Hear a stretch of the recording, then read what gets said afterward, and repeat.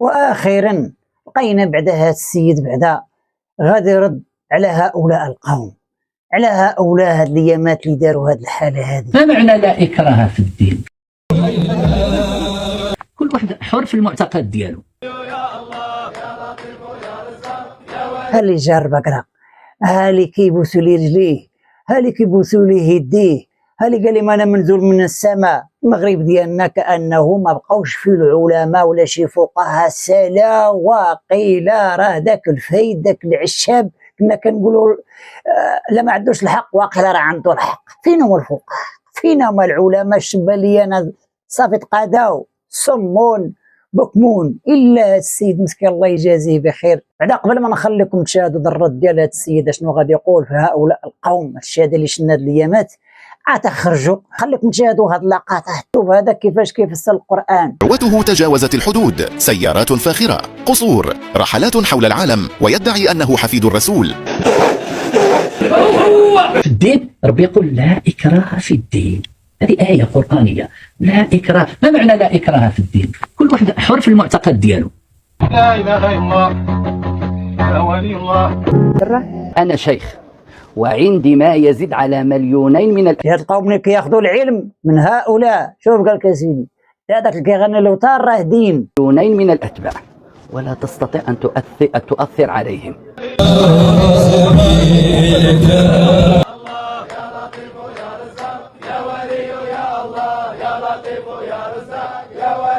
الرقصة الشيطانية اللي قدامك دي بتتعمل في المغرب، والغريب والصادم تبارك بدات كتطلع الاخوان الله يحضر السلامه. والغريب والصادم انهم بيذكروا الله والرسول في نفس الرقصة. اسمع كده الصوت. واش غنقولوا دابا في هذا الشيخ؟ شنو كيقول لك سيدي؟ هاد الناس اللي كيذبحوا البقر وكيذبحوا هادشي على اولياء الله الصالحين والسادات، اش غنقولوا دابا في هذا الشيء هذا؟ فالذبح لغير الله تبارك وتعالى من أكبر الكبائر ومن الشرك الأكبر، لأن الذبح هو واحد العبادة عظيمة كتكون لله جل وعلا وحده. قال لنا سبحانه وتعالى إنا أعطيناك الكوثر فصل لربك وانحر. فاللي بغى يذبح كيذبح تقربا إلى الله تبارك وتعالى، كما كان تقرب لله تبارك وتعالى بأضحية العيد. الا قلت لهم هالشيء هذا راه حرام قلت انت سيدي جاهل. راه قلت لكم راه المغرب ربما على هادشي اللي ولينا كنشوفوا هاد الايامات راه حتى المرتبه الاولى كانت المرتبه الاولى وهي الهند. اللي عجباتو شي حاجه كيعبد حق. راه كنشوفوا الهند البقر هذا يعب الشوارع وهو غادي نوصلوا ليه حتى عندنا في المغرب. كنشوفوا القرار الجديد اللي خرجت به الدوله، قالك ما بقاش عندك حق تقيس شي كلب ضال دايع في الشارع. يعني حتى حنايا من هنا لقدام غنبقى نشوفوا الكلاب الضاله والمشاش والحيوانات دايعين في الشارع اسيدي. خصك تبقى تشوف كلب تعطيه التحيه ولا تبقى تدري بحال هكا. هذاك الشيء ديال الهند. المغرب غادي حتى المرتبه الاولى. اما نرجعوا لهذا الشيخ او هذا الداعيه الله يجازيه بخير، الوحيد اللي شنا بعدا وخرج بعدا وبرأ راسو. شوفوا شنو قال الاخوان. العلماء المغربيين هم الذين حققوا الامن والاستقرار واصلوا هذا، واصبح من يقول بخلاف قولهم خارجا عن مسار وقول الجماعه. وان المغرب لا يتقبل الافكار الطائشه ولا المتطرفه. مرجعوا الى نشاط هذه المؤسسات التي اصلت التدين الصحيح المؤسس على المعرفه وعلى العلم. هذا هو اللي رد. انا رعيت ما نبحث، ما بان لي حتى شي واحد رد على هؤلاء الصوفيين ولا ما حتى شنو هذا. حتى واحد ما لقيناه.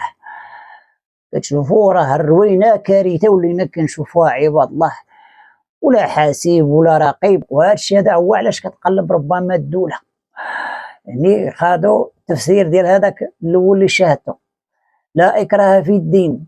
وهذا الشيء هذا علاش كيقلبوا دوك القوم بحال قران عاصيد والفايد ما اكثرهم هكا. وهكا انسان يعيش هكا يعني مطلوق على هواه عبد اللي بغيتي. الشيء هذا راه غريب. هذا الشيء اللي كنشوفوه كنا كنشوفوا اولياء الله الصالحين الشمع، نشوفوا شي حوايج، نشوفوا كيذبحوا البهايم يذبحوا البقر على السادات وعلى شي.